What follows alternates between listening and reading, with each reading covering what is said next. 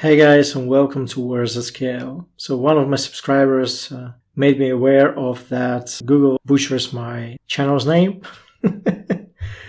So you get the Rosa scale, the two words, this scale, where's the scale, and where's the scale once again, and two words of scale once again.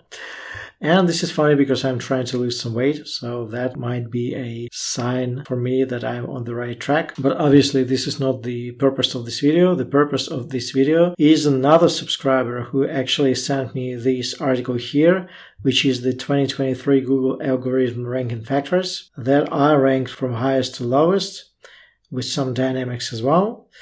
And apparently this is a California SEO firm, and it claims to be the largest SEO firm. And the survey is apparently done by them as well, so you take it with a grain of salt.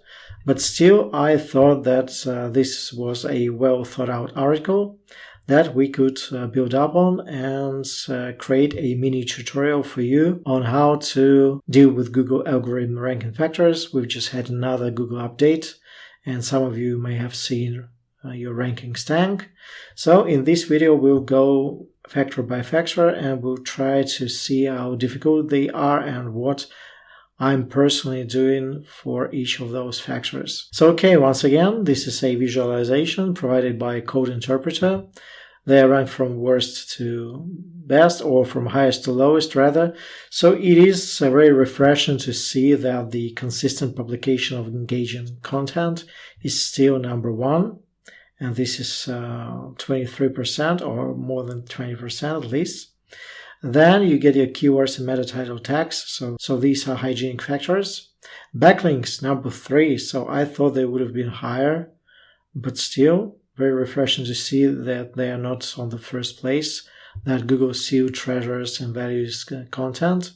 Then you get your niche expertise, user engagement, content freshness, trustworthiness. So this is your EAT, mobile friendly, internal links, page speed, site security and SSL, and then schema, markup, structured data, and keywords and meta description tags and other factors, all contributing around 1% or even less than 1%. So I've compiled this helpful table and I will go factor by factor, and you'll see what I'm personally doing to try and include as many of these factors as possible in my copywriting. So first, once again, consistent publication of engaging content, weight 21.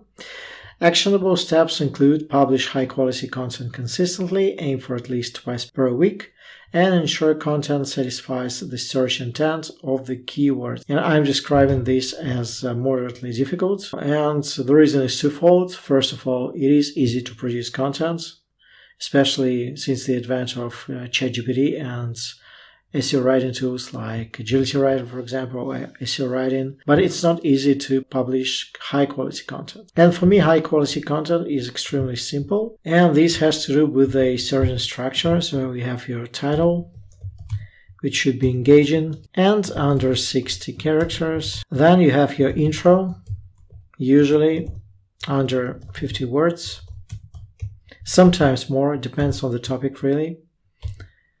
Then you have your key takeaways, you have your table of content, then your H2, and this H2 is important. I call it the first H2, and this should satisfy the search intent. No fluff should be included into the first H2. Otherwise, it will impact your bounce rate and the searcher's intent is not going to be. So then you have your collection of H2s and H3s. You know, when I'm writing using GPT-4, like OpenAI Playground, I always say use bolded words, lists, and tables.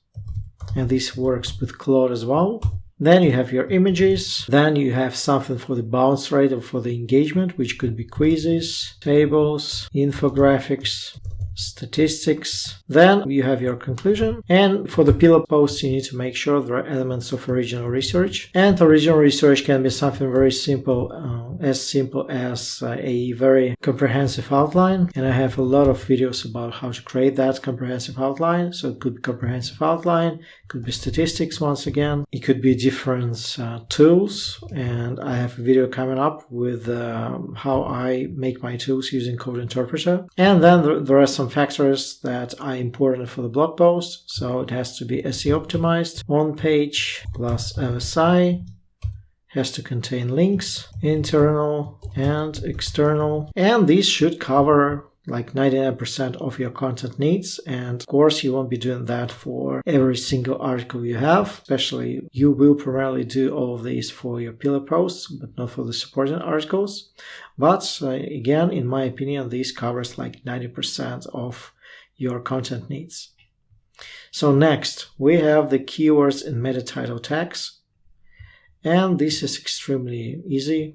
You can just go to GPT-4, and I've been using Code Interpreter more and more now, since there are some anecdotal evidences that Code Interpreter is actually a variation of a GPT-4 model.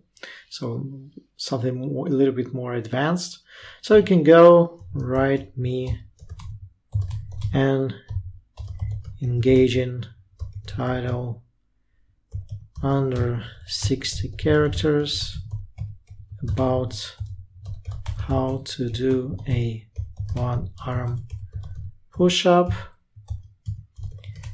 using curiosity,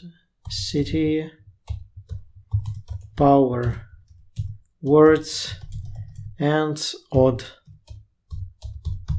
numbers. And let's see what happens. How to master the one-arm push-up in just 7 surprising steps. Okay, give me 9 more, because I want the variety. Unlock the secret, 5 odd tips for one-arm push-ups, transform your strength, 3 mysteries of one-arm push-up, unleash power, 9 unique techniques, 5 secrets, 3 unexpected hacks, 7 hidden tricks, 9 jaw-dropping insights.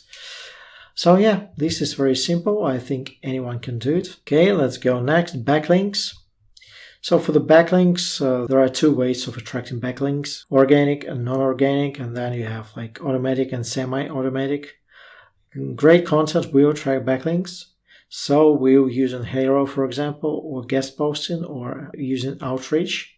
But also you can buy backlinks. And for ages, I've been avoiding buying backlinks because I thought it was something scammy and dangerous. But I've been buying premium backlinks from Saket Vahi. And so they've been working great, and they actually have quite a few different variations. And you can use the code Worth the Scale for the 15% off one time. What they have is the PBN links, the niche edits, and I've been using niche edits a lot. So the difference between, say, PBN links and niche edits, at least in my experience, is that PBN links, there will be an article created just for you on a PBN network. And niche edits mean that there is an established list of high quality, high domain rating websites with existing articles that get traffic already. And niche edits mean that an anchor word with a link to your post will be included in the existing article that already gets traffic. This is extremely powerful, and I've been using this also to increase my domain authority of some of my websites. So highly, highly recommend it. And once again, use Words at Scale coupon for 15% off. Okay, next down the list is niche expertise. So for this, we'll go back to GPT-4, and the 2 prompts that I'm about to share, I've stolen from Matt Diggity, and in his most recent video, he mentions these 2. And what I like about his prompts is that they're extremely easy and simple. So the first prompt is give me 30 semantically relevant but unique topics under the main category of, and this is your topic, and I've chosen holistic hair growth remedies, and you have your essential oils, Skype massages, dietary supplements, herbal teas, and these are actually your categories / pillar posts. And if you want, and you would want to beef them up and support them with supporting articles, so I'll stop for now and say I'm interested in natural hair masks. So the second prompt is going to be give me 10 different keywords variations 4, and I'll just include the number 6, that addresses a different search intent. And these are your basically informational/supporting articles: DIY hair masks for dry scalp, easy homemade hair growth masks, top ingredients for natural hair treatments, quick natural hair masks. During the first step, you get 30 unique topics, then you get 10 supporting articles for each, so you end up with 300 posts, and this is enough to launch a website. So I think this is extremely easy still, and it used to be moderate to hard, but I think as far as GPT-4 goes, this is extremely easy. So now user engagement. So user engagement is tricky because Google does not say specifically what it wants. We can only guess that this would mean a lower bounce rate and longer time on page. And you can do different things, like I will give you a sneak peek.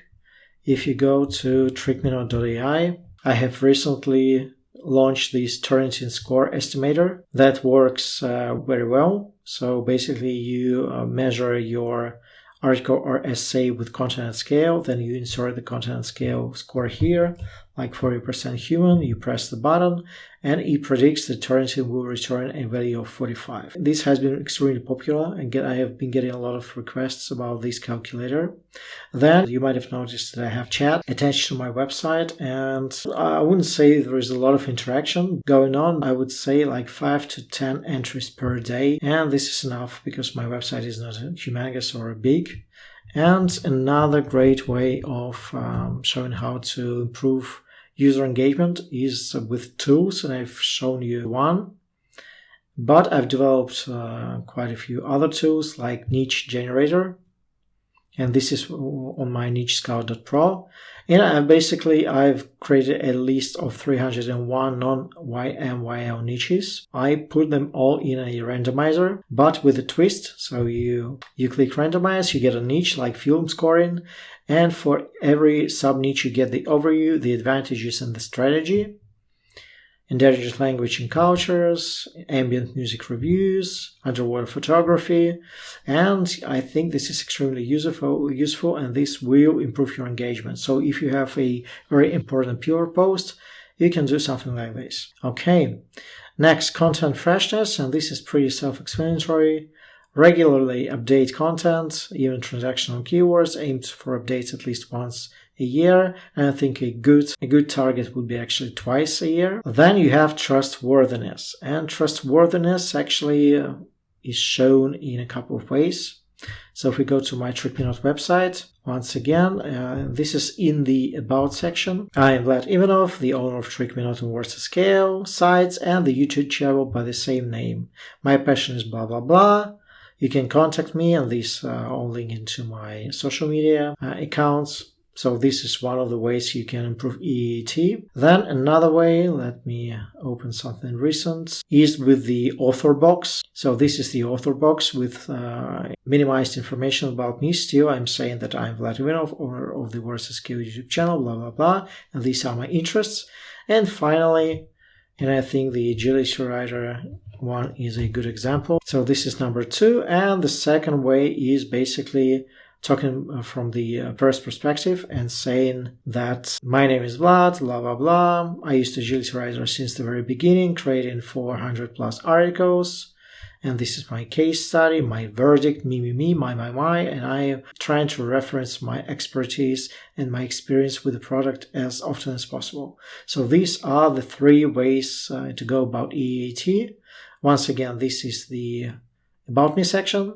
Secondly, it's in the author box, and finally it's in the copy itself.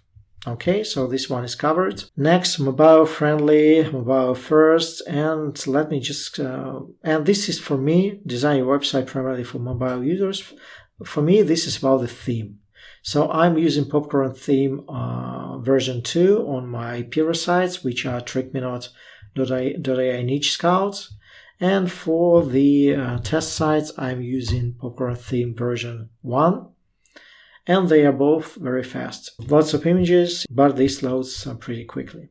And this is what I'm doing for the mobile friendliness, first and foremost. Okay, next up, is internal links. You can go about it in different ways. You can do it manually. This is the most tedious process. You can use Agility Writer for internal links, and this has been very handy. So say I want to bulk generate quite a few articles and I need to insert my keywords here. I can create silos, so I can add my domain. And all these articles are going to be linked together even though they are being generated. And also I can add internal and external links, so authority links and internal links up to 30. And this is one of the easiest ways of internally linking while you're writing the content. Then on each of my websites, I have the Link Whisperer plugin. And within that Link Whisperer plugin, you can get a reports. Let's see if I have any orphan posts. I do, but those are likely to be pages. Yeah, no, this one is actually, this is a page as well. Okay, and you can choose whatever orphan post there is and just add links manually. But you can also do auto linking, and let's switch the domain to parents of towns so I can show it to you. So all you need to do is bulk create auto links. Then there is a certain way of formatting your CSV, and I have a video about that. And so basically this is it. So you get a trigger keywords for each and every article, and then you just press create auto links, and depending on the amount of articles, it's going to take a while. On Parents of Towns I have 307 articles and it took a few hours, but now when I run the reports, I have only 65 orphan posts. Vast majority of my articles is interlinked already. So this is internal linking. Page speed. For the page speed, let's switch back to Trick Me Not, because I had difficulties with the page speed in the past. And the best solution I found was the WP Rocket. And WP Rocket does everything. So it has its own CDN network, which I'm using. So this is the CDN. It also minimizes CSS, Java, clears your cache, it minimizes the files, so it acts as a lazy load as well.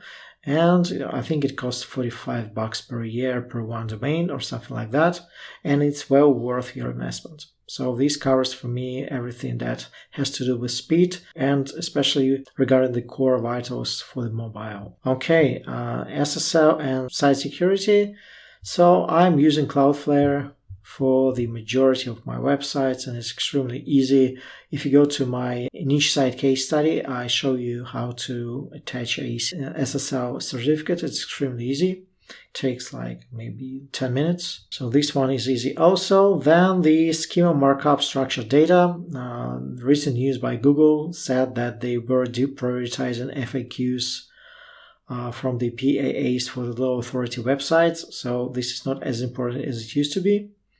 So don't even worry about it, about the structured data, because it's not a easy plug-and-play solution. And keywords and meta description and other factors are like 1%, so don't worry about it. And I've had people saying that they never fill in meta descriptions. I don't agree. I think it is a ranking factor since it improves the CTR, especially when you are in the SERPs and people are looking at your title and they see the bolded keywords in your meta description. That will impact maybe slightly, but still the CTR. So it is a ranking factor after all. But yeah, so these are the main ranking factors, and I've just showed you what I'm personally doing for each and every one of those. And if you have any questions, just let me know. Otherwise, like, share, subscribe if you haven't already, and I'll see you next time.